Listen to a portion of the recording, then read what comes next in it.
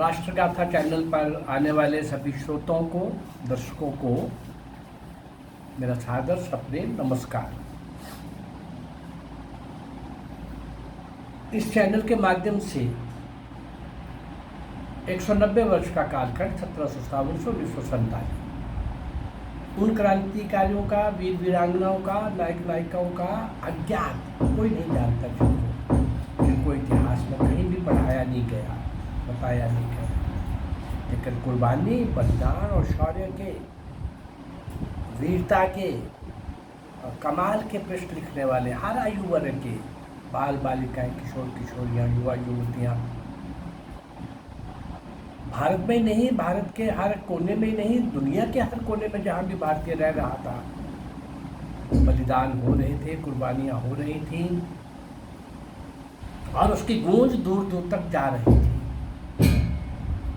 मान लो देश के अंदर एक वातावरण बन गया था कि अब माँ को अपनी इस गुलामी की बेड़ियों से मुक्त कराएंगे। ऐसी स्थिति के अंदर मैंने आपके सामने 635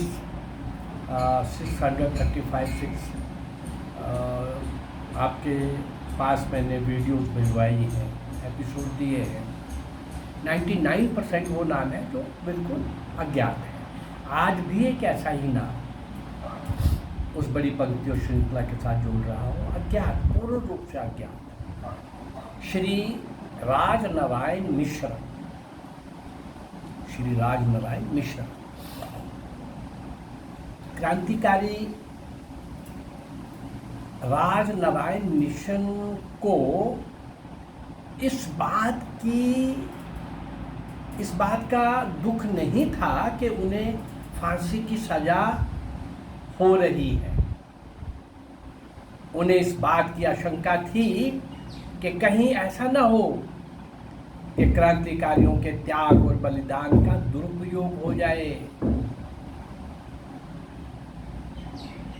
जिन्हें ना समाजवाद में आस्था है और ना ही इस देश की धरती से प्यार है। हाँ, ऐसा मान के चल रहे थे और वो दुखी थे कि ऐसे लोग कहीं आगे आके ये बलिदान और त्याग कहीं व्यर्थ न चले जाए। फांसी के कुछ दिन पूर्व कुछ उनके पत्रों में से ये आशंका स्पष्ट झलकती है।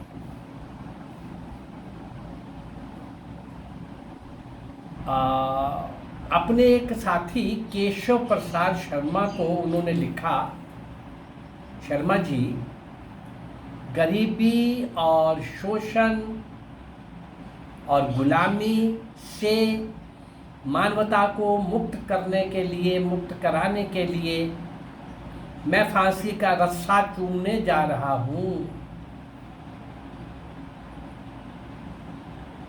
मेरी एकमात्र आकांक्षा है कि मेरे बलिदान से देश में मजदूर किसान राज्य स्थापित हो। ऐसा ना हो कि राष्ट्रीय कांग्रेस के सुधारवादी पूंजीवादी नेता मेरे बलिदान की अपेक्षा, मेरे बलिदान का ये उपयोग पूंजीपतियों का राज्य स्थापित करने में कहीं ना कर दे। और एक पत्र लिखा बड़े भाई के नाम, और बड़े भाई को पत्र में लिखा राजनारायण मिश्र ने, बड़े भ्राता, मेरे निधन पर शोक मत करना। संसार में जिसने जितने दिन रहना है उतना ही रहना है। मैंने भी जितने दिन रहना था, समझ लो कि मेरे दिन नज़दीक आ रहे हैं, रहे और जो करना था वो किया। शोषित पीड़ित मानवता को मुक्त करने के लिए मैं हंसते हंसते फांसी की रस्सी को 9 दिसंबर को प्रातःकाल चूम लूँगा। आशा करता हूँ कि आप मेरे निधन पर शोक न करके हर्ष मनाएंगे।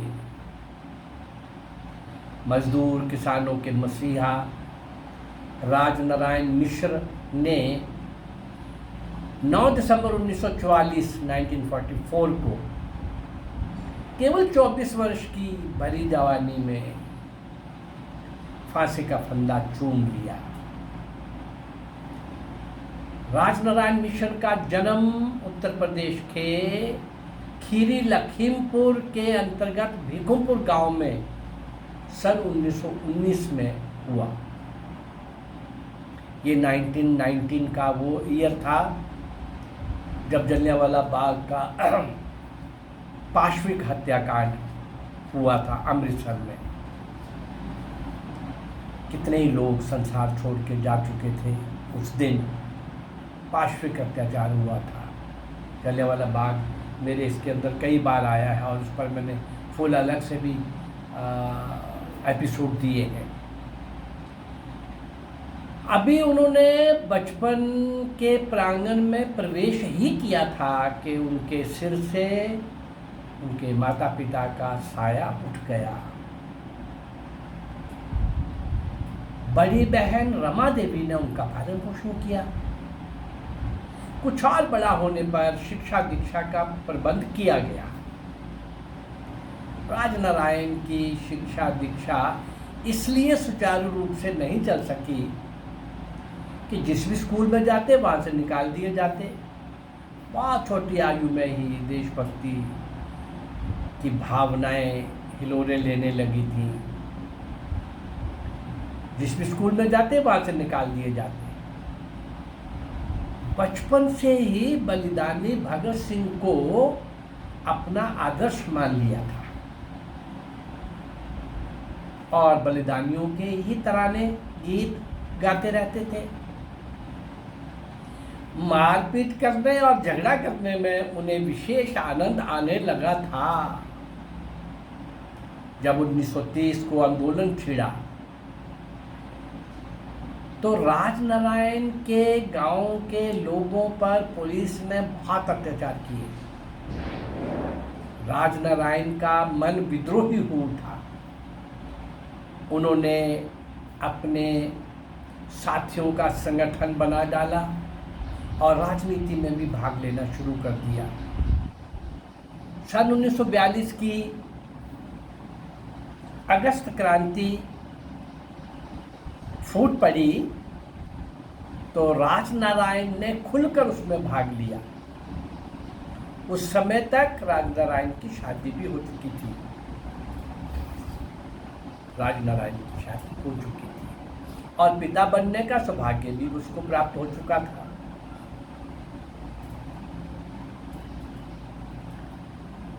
हाँ,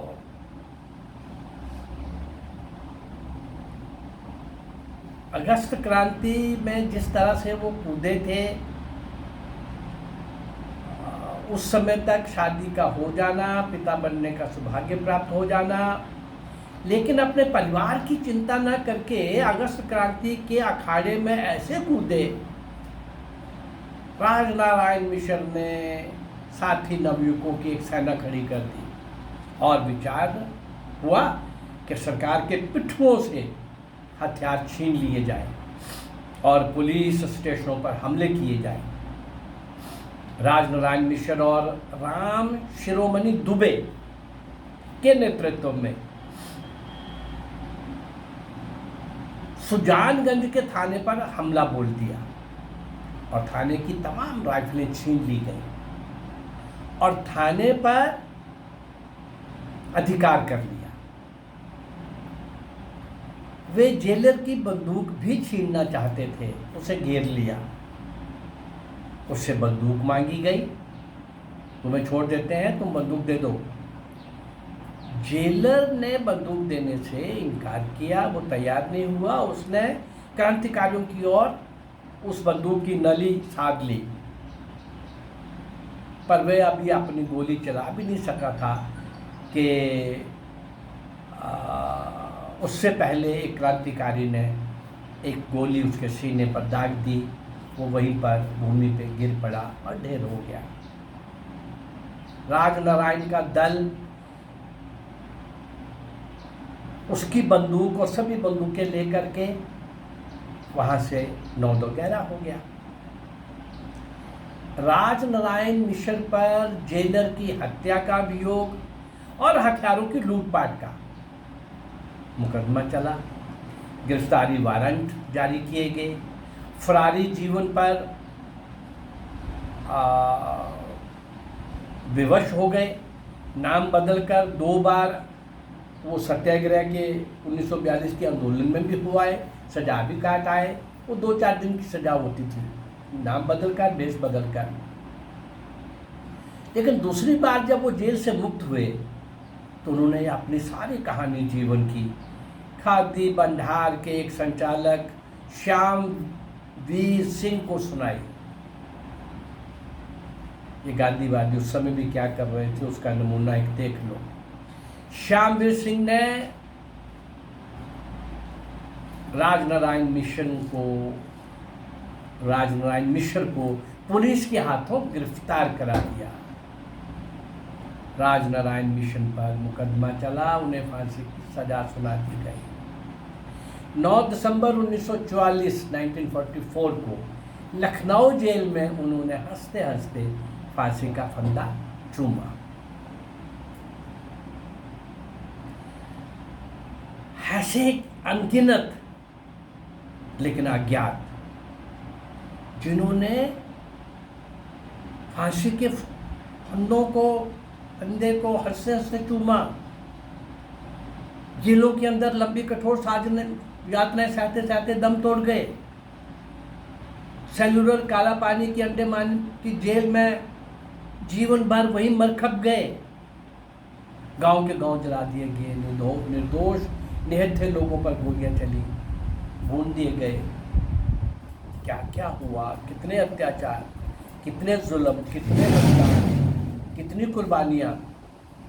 और हमें कहा गया आज़ादी नेहरू और गांधी ने लेके दी, जिन्होंने एक लाठी नहीं खाई, जिनकी जेलें भी सब प्रकार की सुविधाओं से परिपूर्ण थी। और भी मैं वो कलंकित पृष्ठ आपके सामने समझ लाता हूँ, आपके सामने रखता हूँ। आज भी एक गांधीवादी संचालक ने, श्यामवीर सिंह ने, कैसे राजनारायण मिश्र को पुलिस के हाथों गिरफ्तार करवाया।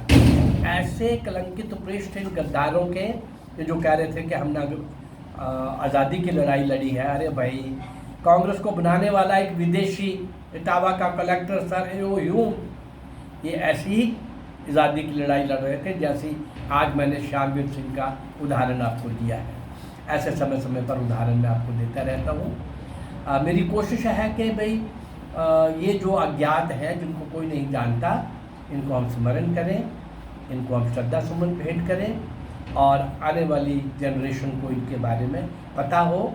हमारे पुरखे कितने वीर थे, कितने बलिदानी थे, कितनी कुर्बानियों से उनका स्वर्णिम इतिहास है, किस शौर्य और वीरता के साथ उन्होंने भारत माँ के स्वतंत्रता रूपी महायज्ञ में अपने आप को आहूत किया।